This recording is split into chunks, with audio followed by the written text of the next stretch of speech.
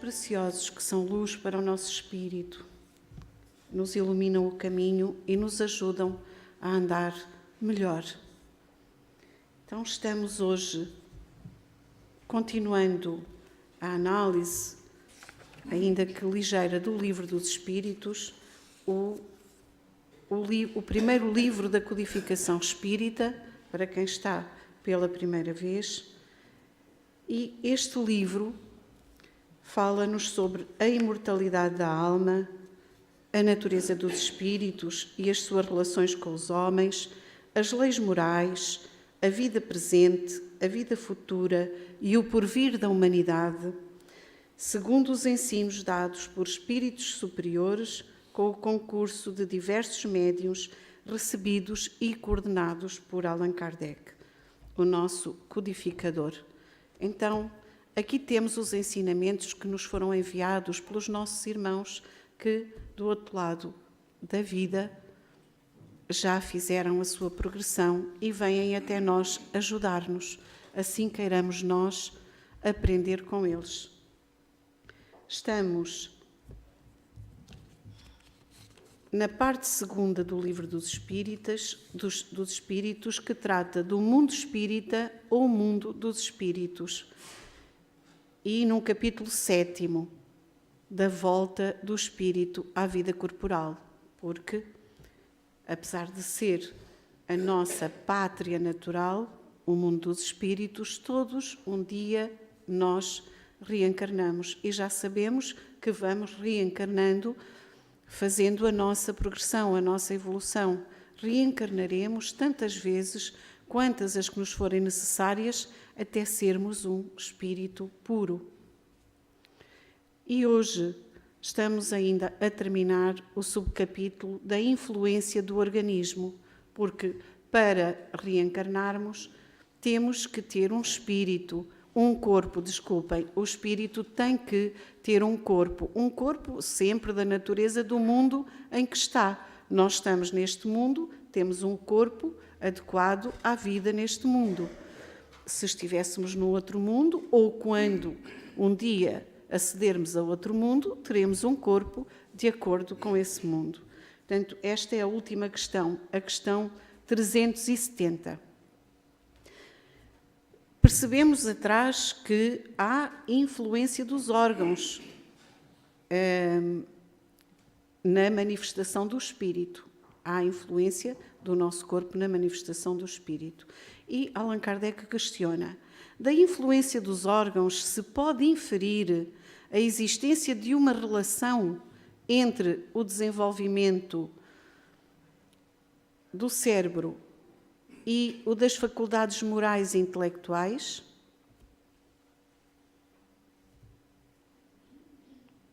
Portanto, dos órgãos do cérebro, entre o desenvolvimento do cérebro, dos órgãos do cérebro e o das faculdades morais e intelectuais?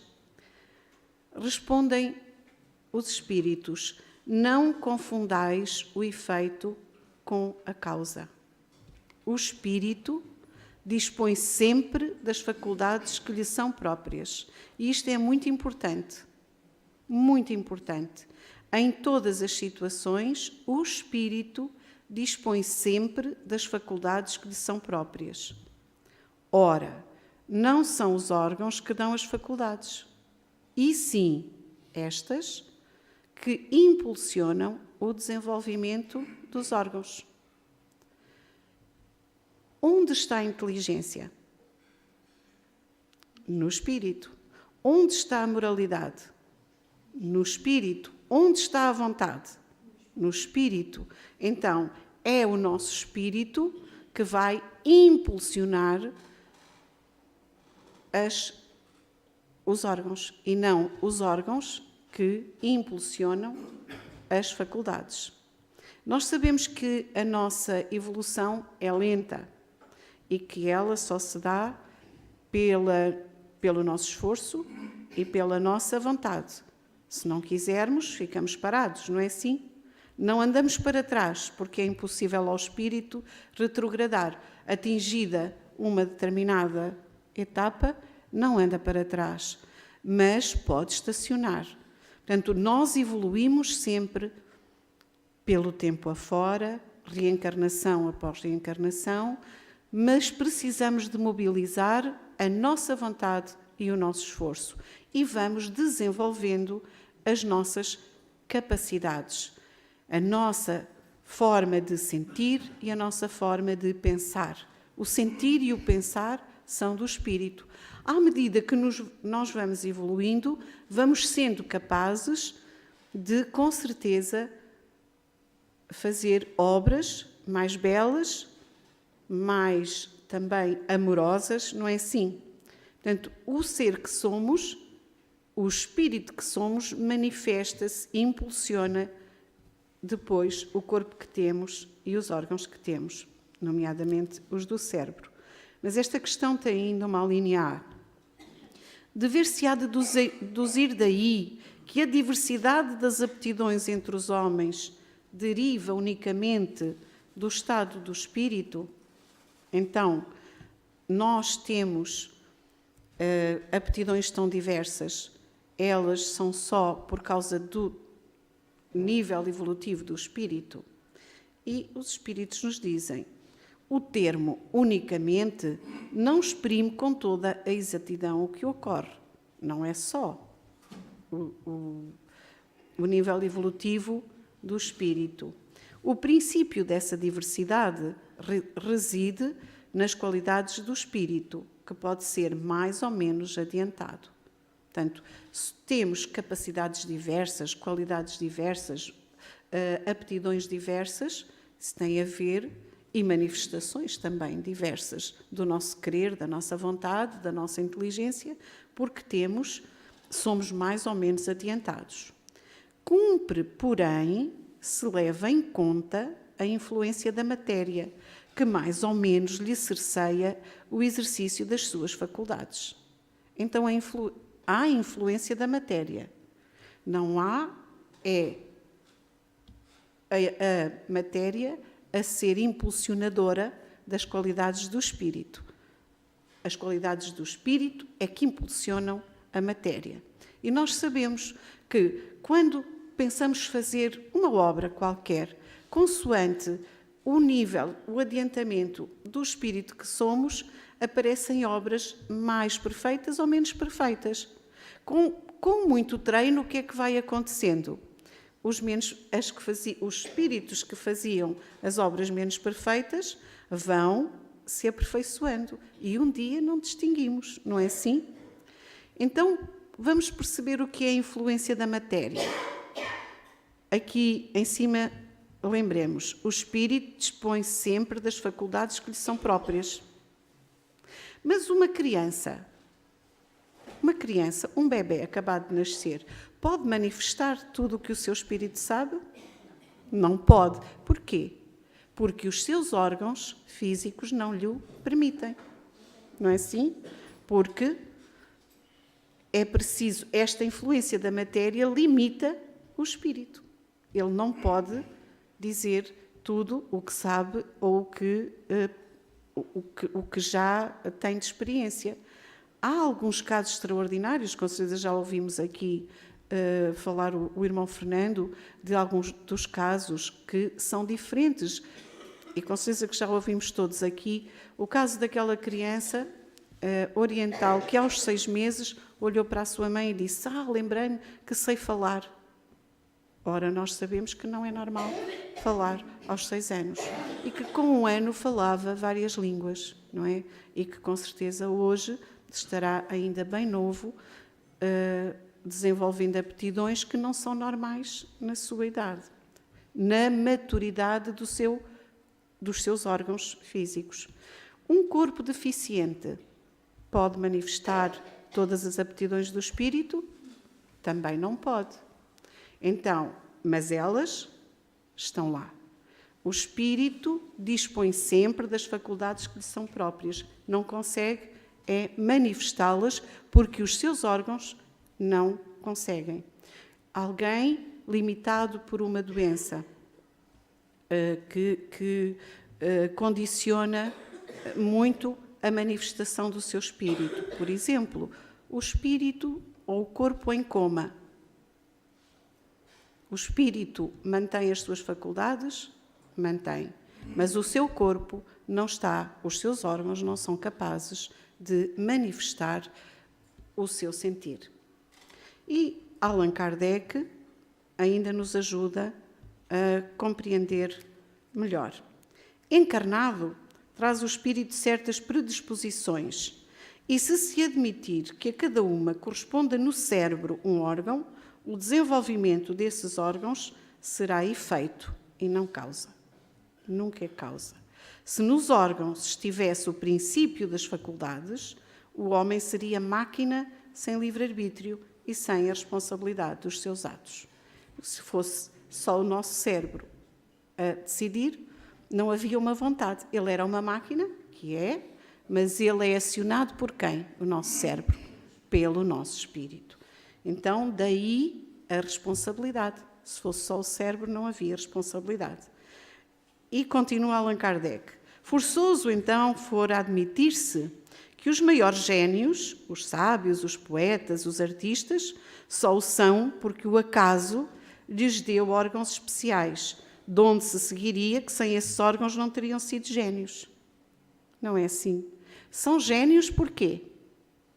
Porque já trabalharam muito, porque o seu espírito já trabalhou muito e ele já progrediu muito em sabedoria e em, com certeza, moralidade, mas principalmente porque aqui fala na sabedoria. E que assim o maior dos imbecis houvera podido ser um Newton, um Virgílio ou um Rafael, desde que de certos órgãos se achassem providos. Ainda mais absurda se mostra semelhante hipótese se a aplicarmos às qualidades morais. As qualidades morais serem do cérebro. Efetivamente, segundo esse sistema, um Vicente de Paulo, se a natureza o dotara de tal ou tal órgão, teria podido ser um celerado, e o maior dos celerados não precisaria senão de um certo órgão para ser um Vicente de Paulo. Não é o órgão que faz o espírito, é o espírito que age sobre os órgãos. É a elevação do espírito. Admita-se, ao contrário, que os órgãos especiais, dado existam, são consequentes que se desenvolvem por efeito do exercício da faculdade, como os músculos por efeito de movimento, e a nenhuma conclusão irracional se chegará. Então, nós sabemos isto. Treinamos o músculo e o músculo desenvolve-se, não é? Portanto, esforçamo-nos, trabalhamos os nossos conhecimentos, a nossa moralidade e o nosso espírito vai evoluindo. Sirvamo-nos de uma comparação trivial à força de ser verdadeira. E aqui vamos compreender melhor ainda. Por alguns sinais da nossa fisionomia, fisionómicos, reconhece que o homem tem o vício da embriaguez. Conhecemos isso. Serão esses sinais que fazem dele um ébrio, ou será a ebriedade que nele imprime esses sinais? É ele ter esse aspecto que faz dele um ébrio, ou é ele ser ébrio que o faz ter os sinais? Pode dizer-se que os órgãos recebem o cunho das faculdades. Portanto, os nossos órgãos recebem as características das nossas faculdades, da nossa personalidade. E Miramês ajuda-nos ainda a compreender melhor, porque isto é importante que nós compreendamos, não é? É importante não confundirmos o efeito com a causa. Os efeitos mostram-nos que existe uma fonte de todas essas consequências. Portanto, tudo o que é visível, tudo aquilo que nós podemos perceber de nós tem origem no espírito que somos. Todas as faculdades da alma dimanam dela mesma.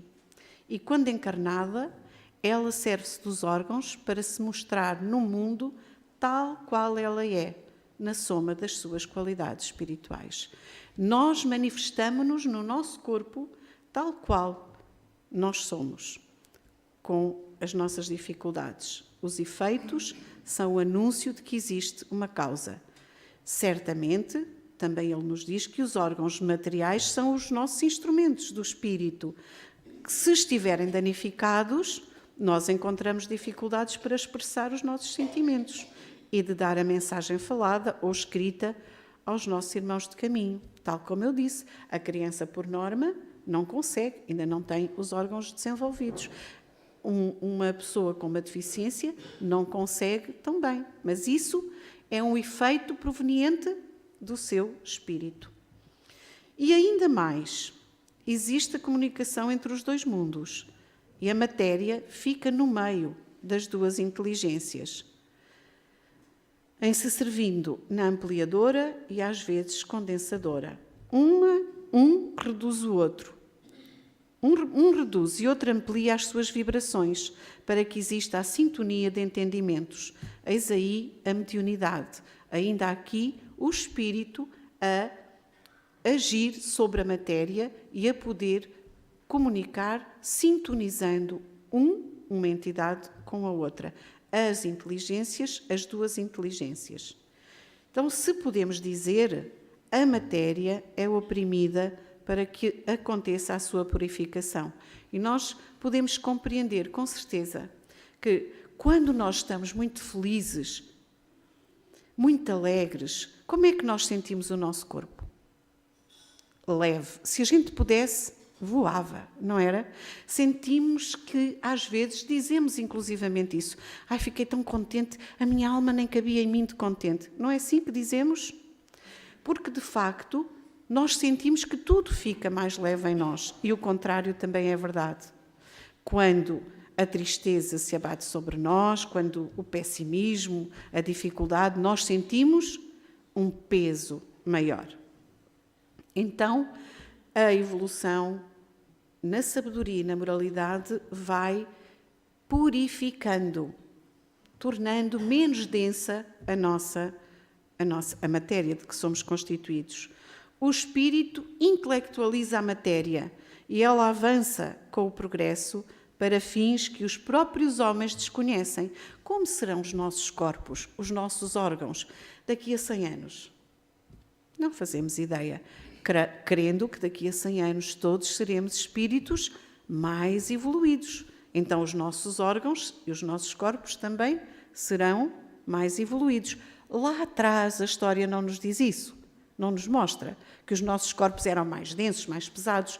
Tínhamos até coisas que hoje já não temos. Ainda nos sobram os dentes do siso, ainda nos sobram o apêndice, não é? Vestígios de outras morfologias, de outra morfologia para o nosso corpo. Então, o princípio de todas as diversidades dos dons reside no amor. Amor esse que ainda é desconhecido de muitos de nós nos leamos da carne. E quanto mais nós evoluímos para o amor, mais nos purificamos. Um exemplo dessa fonte pura encontramos em Jesus Cristo, onde o amor era um celeiro de luz, de modo a tudo fazer com uma simples vontade sua. E Jesus agia com a sua vontade dentro das leis divinas, mas bastava-lhe querer, não é? Por isso ele dizia, homens de pouca fé, podeis fazer o que eu faço, e mais ainda, bastava ter a fé do tamanho de um grão de mostarda, que é uma coisa mínima, é uma semente que não se vê entre os nossos dedos. Os cristãos da atualidade conhecem um pouco desse amor, mas na feição de teoria. Nós já sabemos falar, mas ainda não sabemos sentir. E mesmo falar. Então esse estado de alma somente é conquistado ou despertado no correr de bilhões de anos, no exercício do bem sem interrupção. E está na nossa vontade, nós caminharmos por esse trilho do bem. E apenas na nossa vontade. Às vezes podemos ter dificuldades, mas é na nossa vontade que está. Seguirmos pelo caminho do bem. Bilhões de anos no exercício do bem sem interrupção. É assim que Miramês nos diz. A alma somente cresce no amor. Ele, por enquanto, se encontra dividido no mundo, para que os homens possam suportar essa verdade mais profunda. Porque nós temos que nos habituar às verdades. Por norma, nós não gostamos muito de ouvir as verdades. Falo por mim, perdoem-me. Mas às vezes a verdade vem e nós temos dificuldade. Porque nós pensamos que já fazemos tudo muito bem. E não é verdade, ainda não amamos, mas queremos amar. Amamos na nossa medida, treinamos para amar. Então, possamos concluir que as faculdades do espírito independem dos órgãos. A alma precisa deles para realizar as comunicações na faixa material e essa comunicação pode ser cerceada pela decadência dos órgãos em questão. O espírito encarnado, quando em duras provas, tem os seus órgãos dificultando que ele expresse as suas faculdades, que são interrompidas no sentido de que os sentimentos se eduquem para novas tarefas no porvir.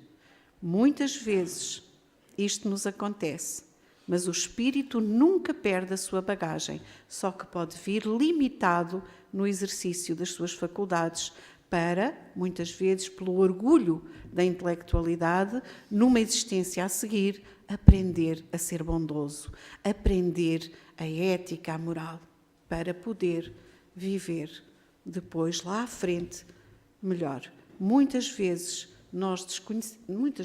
claro, a maior parte das vezes, desconhecemos como age o amor de Deus sobre nós. Ele faculta-nos a possibilidade, às vezes, da doença, da dificuldade, da pobreza, sei lá, tantas formas para nós equilibrarmos, para nós, naquela existência, não termos, com certeza, o pleno uso de todas as nossas faculdades, mas no regresso readquirirmos toda a nossa bagagem. Talvez por isso nós possamos aqui chamar aquela frase de Jesus: bem-aventurados os que sofrem, porque serão consolados. Todos aqueles que hoje sofremos por algum motivo, lá à frente seremos consolados. Lá à frente compreenderemos para que serviu. Então, nunca da matéria nasceram as faculdades inteligentes. A causa de todas elas se encontra na alma, semente divina de Deus. Diz-nos Miramês de uma forma muito bonita: pode-se dizer que o universo é o corpo de Deus, tornando-se visível para os habitantes dos vários mundos.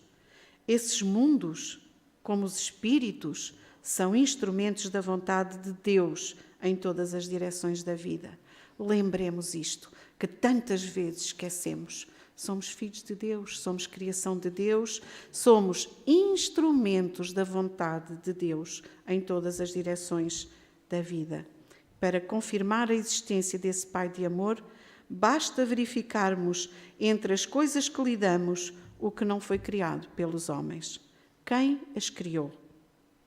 A mecânica do universo e a harmonia da criação parte de uma causa divina na sublime expressão do amor. E lembremo-nos das palavras de João, o evangelista: Deus é amor, Deus é o Criador, Deus é Pai, como nos ensinou Jesus. E nós todos somos instrumentos da sua vontade. Então, se formos mansos e humildes de coração, em cada dia, quanto conseguirmos, por certo, lá à frente, teremos órgãos mais aperfeiçoados, porque o nosso espírito, também ele, já se aperfeiçoou. Obrigada pela vossa atenção, que possamos reter em nós os ensinamentos dos nossos irmãos espirituais,